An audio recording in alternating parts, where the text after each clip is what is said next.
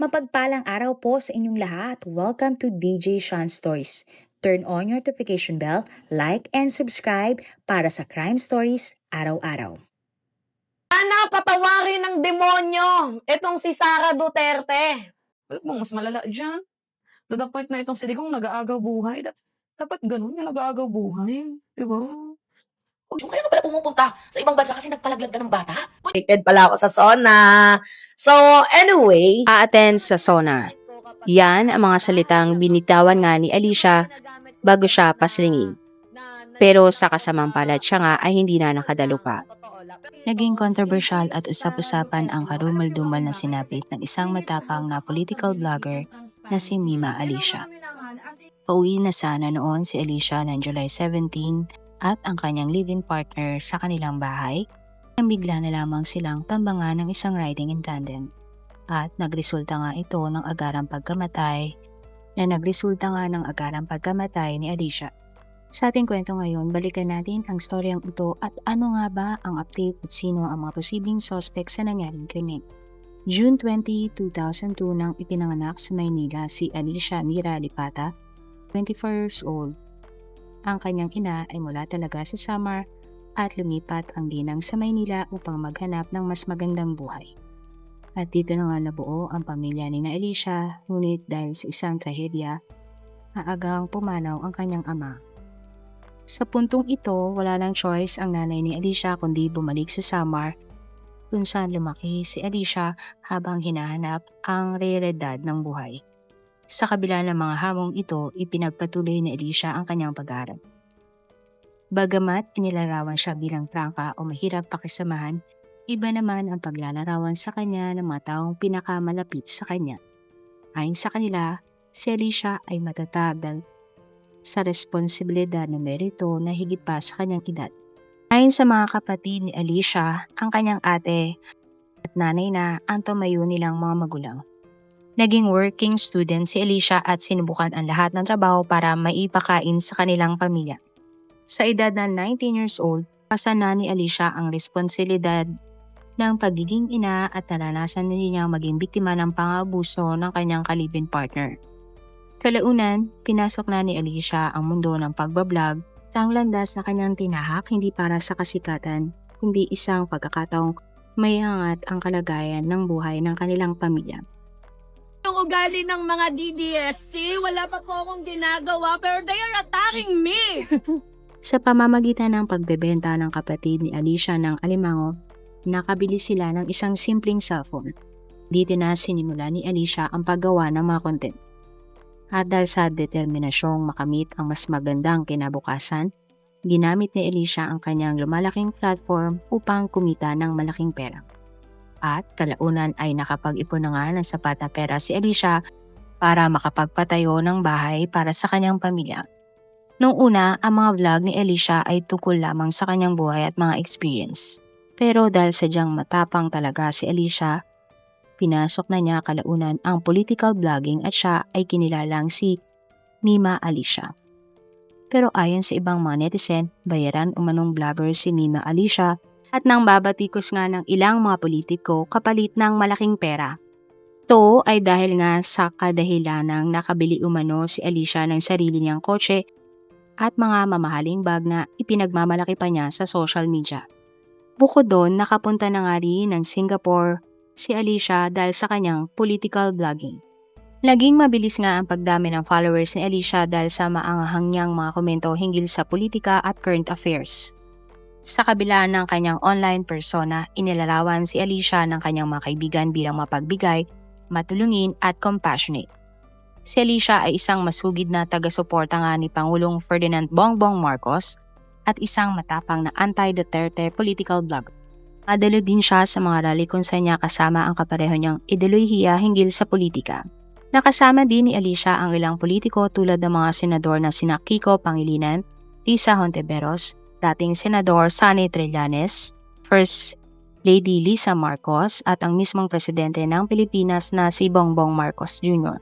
Kung meron mang tinutuligsa si Alicia, yan ay ang kampo ng pamilya Duterte at ang asawa niya na si Mans Carpio. Sa mga content nga ni Alicia, palagi niyang binabatikos ang mga kapalpakan umano ng Vice President ng Pilipinas. Lagi din kinekestyon ni Alicia kung saan napupunta ang pera ng taong bayan. Issue ng budget ang saan napunta umano ang pondo ng OVP. Sa kabilang banda, ipinagtanggol naman ni Alicia ang mga programa ni Pangulong Marcos Jr. habang inilalahad ang mga umano'y naging kapalpakan at umalya ng panahon ng pamumuno ni dating Pangulong Rodrigo Duterte. Sinabi din ni Alicia sa kanyang vlog na may kalaguyo umano ang Vice President na si Sara Duterte na isang basketballista at may sakit ang Vice Presidente sa pag-iisip. May content din siya na palaging umanong nasa ibang bansa si VP Sara para hindi daw ituloy ang kanyang dinadala. Sa isang video pa nga ni Alicia, sinabi niya na imbis na nahimatay lamang si dating Pangulong Duterte, sana na lang daw ay nag-agaw buhay na lamang ito. Sa video, tila kinukutya nga ni Alicia ang kalusugan ng dating Pangulo ng Pilipinas. Tinawag din na Alicia na patrol o bulag na tagasunod ang mga diehard Duterte supporters. Meron ding video si Alicia na sumasayaw sa tugtog na Tatay Mo Karton, sinilid sa garapon. At ang video nga na ito ay ikinagalit ng maraming taga-suporta niyang dating Pangulong Rodrigo Duterte. Palagi ding binabatikos si Alicia ng mga basher dahil sa pag-flex niya sa social media ng kanyang kotse, mga travel abroad at limpak-limpak na pera sa video. Noong July 17, 2026 sa kasamang palad, naging trending at viral si Alicia dahil sa hindi magandang nangyari sa kanya. Pasado alas 3 ng madaling araw nang pinarada nga ni Alicia ang kotse nila ng kanyang live-in partner na si Nelboy sa harap ng inuupahan nilang bahay sa Caloocan City. Bumaba ng kotse si Nelboy upang buksan ang gate. At bigla na lamang sumulpot ang isang riding in tandem at malapitang binaril si Alicia na nasa driver's seat. Sunod naman ay binaril ng riding in tandem si Nelboy. Sinubukan pang tumakas at tumakbo ni Alicia ngunit muli siyang binaril ng riding in tandem bago sila tumakas. At dahil sa tama ng bala sa ulo, agad namang binawian ng buhay ang political vlogger na si Alicia. Ilang kapitbahay na magkasintahan ang lumabas ng kanilang bahay upang tingnan ang pinagmula ng sunod-sunod na putok ng baril. Dinatna nila si Nelboy sa harap ng gate habang humihingi ng tulong. Isinugod naman sa Camarine Doctor Hospital si Nelboy at pinaniniwalaang nasa critical ng kondisyon dahil sa tinamo niyang pinsala. Ayon sa mga balita, 1 buwan pa lamang nangungupahan sa lugar sina Alicia at Nelboy. Meron din silang negosyo na buy and sell ng motor. Matapos ang pamamaril, may 2 lalaki nagpakilala na kamag-anak umano ni Nelboy. Pilit na kinukuha ang mga gamit na magkasintahan, pero hindi sila pinayagang makapasok na may-ari ng bahay.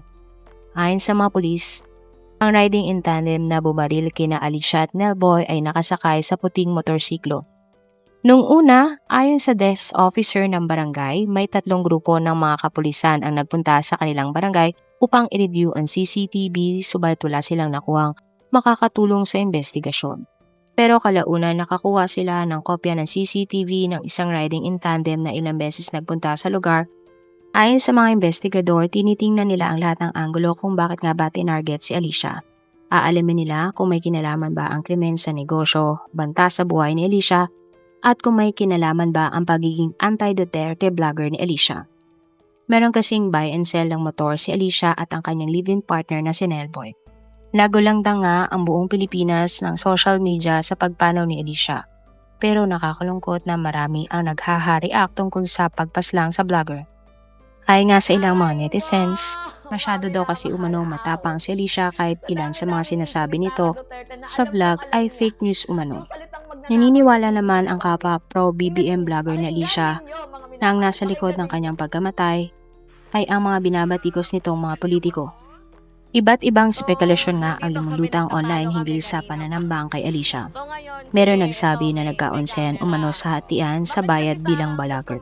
Sa ibang post, baka daw may kinalaman ang ex-boyfriend ni Alicia na sinampa niya ng kasong VAWC o Violence Against Women and Children. At marahil ito ay naghihiganti matapos makulong ng lalaki. Nagpost noon si Alicia tungkol sa dati niyang nobyo na di umunoy sinasaktan siya. Papakalat ng maselang video na hindi naman si Alicia at may malaki din daw utang ang pamilya ng lalaki sa vlogger. Naglabasan din sa social media ang mga personalidad na di umano'y nagbabanta noon sa vlogger na si Alicia. Dumalaw sa kanyang burol at nagpaabot ng kanilang pakikiramay ang ilang mga personalidad tulad ng mga senador na sina Lisa Ontiveros, Raffy Tulfo, dating senador Sonny Trillanes, Cabinet Secretary Benhur Abalos, Undersecretary na si Claire Castro. Hustisya ang sigaw ng ina ni Alicia, lalo na't naiwan ni Alicia ang 4 na taong gulang niyang anak. Matapos ang 3 araw, inihatid na ang labi ni Alicia sa kanyang huling hantungan. Binanggit din ni Claire Castro na sasagutin ni na President Marcos at First Lady Lisa ang airfare at iba pang gastusin ng pamilya ni Alicia. Binuo naman ng mga kapulisan ang Task Force MIMA para sa mabilis na pagkaresolba ng kaso. At July 23, 2026, nang naaresto ng mga pulis ang riding in tandem na pumaslang kay Alicia.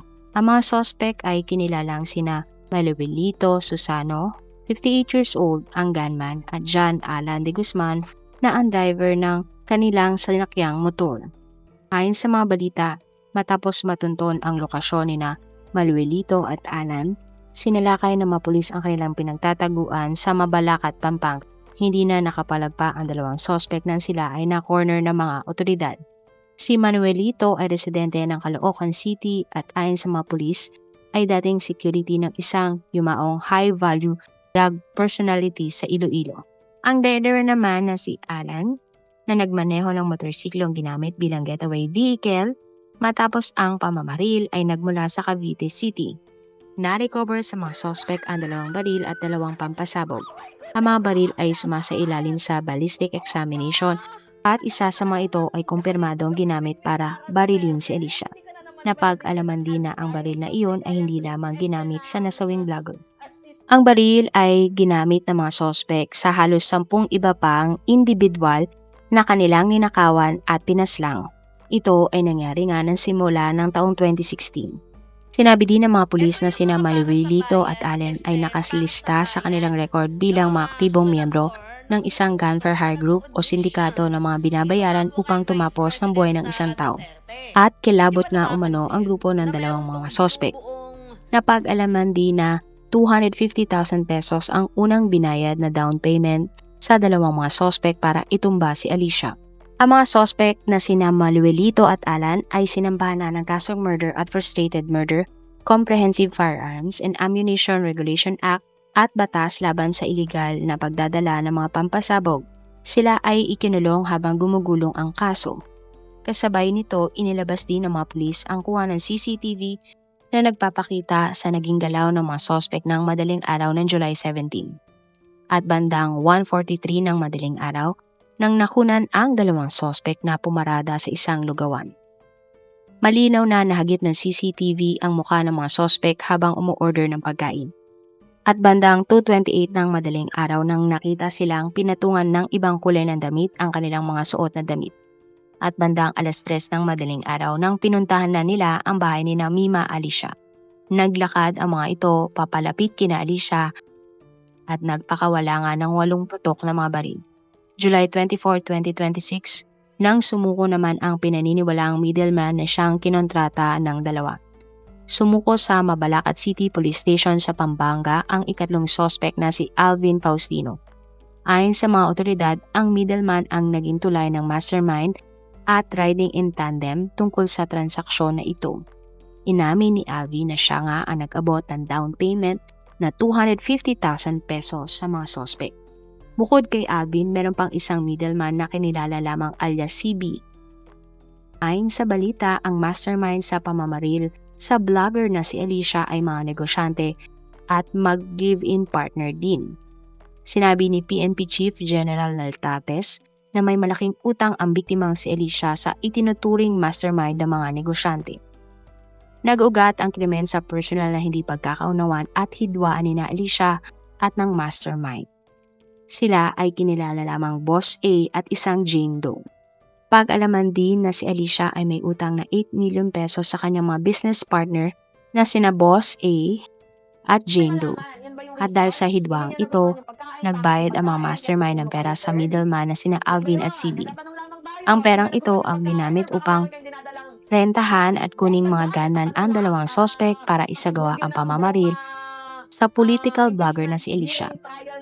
Tulad ni Manuelito at Alan, ang middleman na si Alvin ay sinampahan din ng kasong murder at frustrated murder. Siya ay ikinulong habang gumugulong ang kaso. Dahil tukol na ng mga pulis ang pagkakilala ng 3 pang suspect na sina Boss A, Jane Doe at CB, formal na silang sinampahan ng kasong murder at frustrated murder. Sa ilalim ng ating batas, maaari pa ring sampahan ng kaso ang mga suspect kahit na sila ay at large o hindi pa nahupulis basta't kompleto ang mga ebidensya laban sa kanila. Ayon sa PNP, may hawak na silang matibay na lead na kinaroroonan ng 3 mga natitirang suspect kaya patuloy ang kanilang hot pursuit at manhunt operations upang tuluyan ng maaresto ang mga ito. Itinuturing naman ng PNP ang kaso ng pagpaslang kay Alicia na case solved. Tinuturing na solve ang isang krimen kapag nakilala na ang lahat ng mga sangkot at nasampa na sila ng formal na kaso sa korte. Ngayon pa man, hindi ito matatawag na case closed dahil may 3 pang suspect na nanatiling at large. Hindi naman naniniwala ang ibang nakakilala o kapwa pro-BBM vlogger na Alicia na 8 million pesos na utang ang dahilan ng pagpaslang sa kanya. At ayon sa kanila, gawa-gawa lamang ang kwento na iyon at paano daw babayaran ni Alicia ang utang kung pinatay na siya ng mga mastermind. Ibinigyan diin ng PNP na hindi talaga ang pagbablog ni Alicia o politika ang mga kinalaban nitong politiko ang dahilan kung bakit siya pinaslang ng mga gunman. Kahit na si Alicia ay kilalang anti-Duterte vlogger.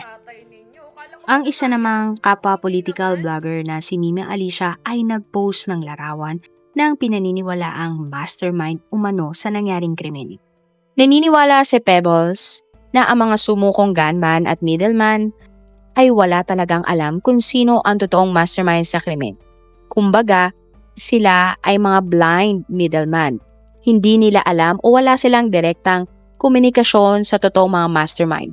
Ito umano ay para ilihis ang totoong mastermind sa nangyaring pagpatay kay Alicia.